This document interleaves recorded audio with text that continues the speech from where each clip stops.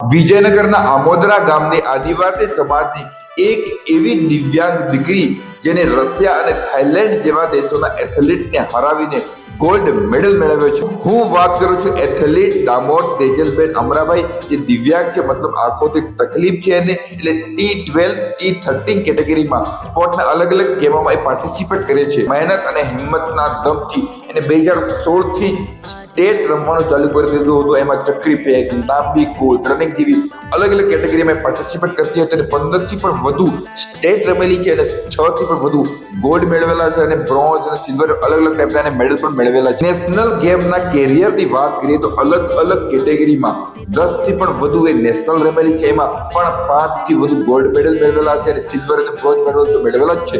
International કેરિયરની વાત કરીએ તો તાજેતર 2026માં દુબઈમાં ફાજા ચેમ્પિયનશિપ યોજાઈ હતી। એમાં રશિયા અને થાઇલેન્ડ જેવા દેશોની એથ્લેટને હરાવીને 400 મીટરની રનિંગમાં એને ગોલ્ડ મેડલ મેળવ્યો છે। મારી જોડે લિમિટેડ જાણકારી છે, એનાથી પણ વધુ તેજલબેનની ઉપલબ્ધિઓ હોઈ શકે છે।